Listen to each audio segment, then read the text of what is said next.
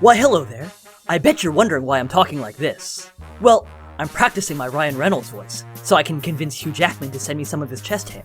And as an added treat, maybe, just maybe, get him to stop making movies where he sings. In solidarity with fellow YouTube Force Man creator guy Philip Mentos, heir to the Mentos fruit candy empire, and for no other self-serving reason, I've decided to join his One Excruciating Scene crusade. But Nerd Talk, aren't you also planning to release a One Excellent Scene video, thereby playing both sides of this civil war? To which my only response is, listen! Don't you dare snitch on me, you snitchy McSnitch. I know all about the skeletons in your closet, because I put them there. I got them at Party City. I wonder how long it took the manager to hire new clerks and clean up all that blood. Anywho, today, hablemos de una escena insoportable de la piscina muerta. And scene. Deadpool was a 2016 surprise blockbuster hit which shattered a lot of expectations and superstitions about what a superhero movie could and could not be. Centered around the Merc with a mouth himself, Deadpool was a passion project brought to you by Ryan Reynolds, and it shows. The movie is darn near perfect as a standalone action comedy, and was the role Reynolds was meant to play. It's hard for me to find many flaws with this film, but there is one gaping missed opportunity, which I think would have been both really fun and better bridged the gap in Deadpool's characterization as the Merc with a mouth. When we first meet Wade Wilson, the man who would become a most handsome Freddy Krueger lookalike, he is a mercenary with a gooey nougat center.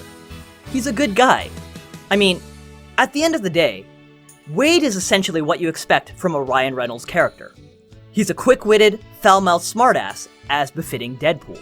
When Wade finally gains his superpowers and becomes the masked weirdo Deadpool, his quippy humor has been kicked up to 11.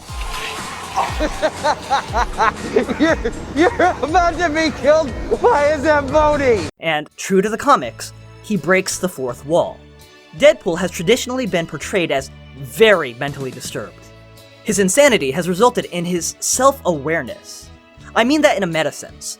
Much like the Joker, Deadpool is aware of himself as both a comic book and movie character, and also the fact that he either is, or at least is portrayed by, Ryan Reynolds. But the gap between normal, just kind of a Wade, and full-on fourth-wall breaking Wade is never really explained. This isn't necessarily a problem in the comics, but the first Deadpool movie was an origin story, and as such, we got to see and know Wade before his transformation into a super... hero may not be the right word. If the movie had never shown us a pre-mutated Wade, then there would be less of a need to offer any kind of explanation for the characterization whiplash. But they did. And there was a way to show us the moment it happens, without any unironic exposition. A way to reform a scene that fully leans on the visual language of movies. About 30 minutes into Deadpool, Wade is being subjected to excruciating experiments by a criminal group. Experiments he believed meant to cure the cancer ravaging his body, but actually meant to trigger the activation of dormant X gene in humans and turn them into mutants. Wade, being Wade, immediately pisses off the shady people running the experiments, including the film's menacing villain, Francis.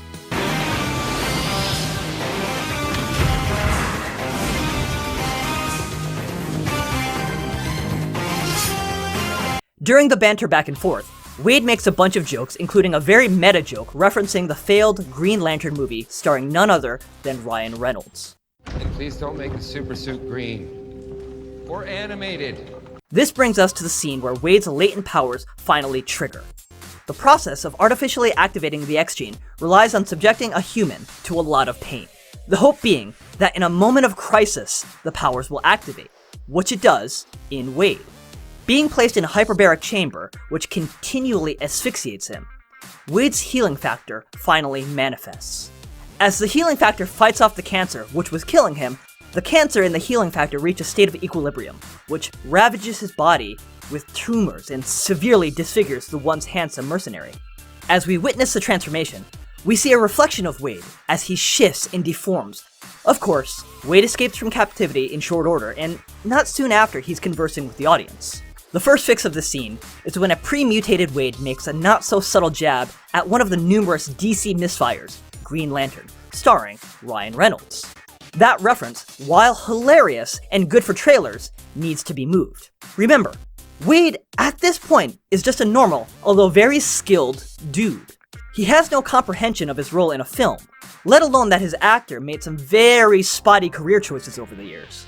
But the meat and potatoes is the moment Wade's X gene finally triggers. The new scene plays out just as the original version, as we see the tumor spreading across and consuming his body. We pan up Wade's body, and we see the reflection of the once handsome man change to become slightly less good looking. I mean, the guy is still quite thirst-provoking. He's no Hugh Jackman, but who is?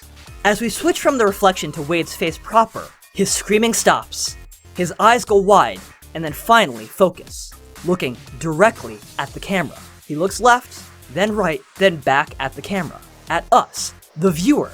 The healing factor in conjunction with the cancer has given Deadpool meta-awareness and understanding, as well as, a little bit of insanity. If this sounds familiar, it's because this concept has been done before in film. In the Jim Carrey classic, The Mask, the titular green-faced trickster uses a classic cartoon gag of addressing the audience. They could go the way of the classic Looney Tunes, to which The Mask was paying homage, and have Wade see silhouettes of the audience.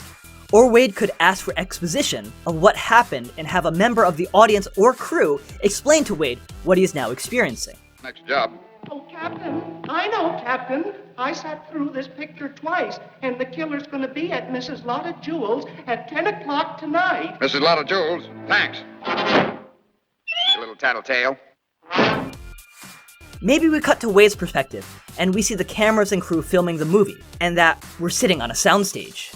What if Wade calls out to a man sitting in a chair that says, producer?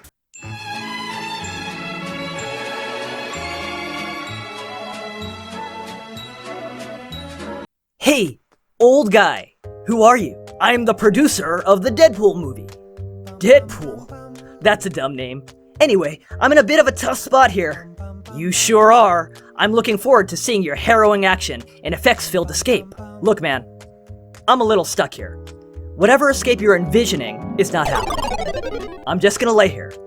I'm sure your audience will enjoy spending their hard-earned money to watch a dried prune protagonist sit in a tube asphyxiating for 2 hours. I mean, some weirdos may even get a bizarre excitement from the prospect. But if you and your fellow suits want that sweet, sweet box office money that only a superhero movie can provide, you better do something to get me out of here. Alright, you get this one freebie. But after this, you better give maximum effort for maximum profits. I want to see some copious violence and jokes. Why, thank you, strange old man. The exit is over here? Oh, no, this way? Thank you. Having Stan Lee enter from the real world, straight up untie him, or something else just as ridiculous, serves two purposes. First, it illustrates that with his new higher level of perception, the rules of the movie world, which were established by the relatively grounded beginning of the film, are gone. All bets are off, and Deadpool can indulge in all manner of crazy stuff, as we later see in the film. And we are willing to accept it, because we were given a clear introduction to Deadpool's meta-perception. The second, and really the most important reason, is that it would have been pretty funny.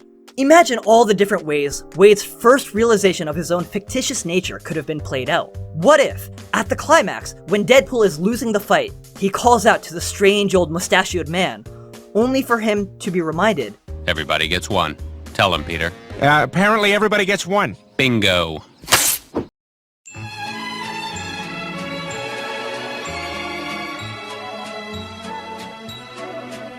Hey, old guy! What? A little help? I seem to have a knife lodged in my skull, so if you wouldn't mind pulling it out, which I'm sure a ladies' man like yourself isn't used to hearing. Or, failing that, could you bring me over some aspirin? I told you before, you only get one. Look here, Mr. Fan Service Cameo Guy. If you don't help me out, Francis is gonna straight up kill me. And then where will your movie be? Meh, it'll just be an ending which subverts expectations, which I hear is gonna be all the rage. There's this up-and-comer in the industry, Ryan Johnson. Ooh. Look, if I die here, there go your hopes for a Deadpool cinematic universe. This thing is looking like a flop anyway. No chance of there being a sequel. Good luck, true believer. Excelsior. What does that even mean? It means go f yourself. Great guy. The reason I think this fix works is because Deadpool's addressing of the audience was a big part of the film's introductory framing device. It kind of becomes the defining trait of Deadpool, aside from his combat prowess, and as such, could have been addressed as more than a narrative conceit, but an actual plot point. Or not. I mean, the movie is still great as it is. But this small change could have gone a long way to bridging the gap between Wade and Deadpool. See, the original scene, while good, was very dramatic. Wade is in pain and may be about to die for realsies. But unlike the way Marvel usually undermines drama with humor, this isn't gonna change what happened. I don't care. He killed my mom.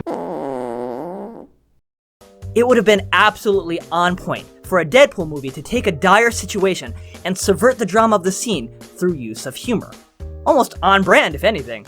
After all, he is the Merc with a mouth. Well, except for this one time. Hey guys, thanks for tuning in to my take on the One Excruciating Scene. If you enjoyed the video, remember to like and subscribe. A special thanks to Filmento for his hilarious riff on the One Excellent Scene concept. Go check out his channel where he does some great film analysis. As always, you can find me on Twitter and Twitch at NerdTalkDan, and on Instagram at nerd_talk_Dan. Have a good day, nerds!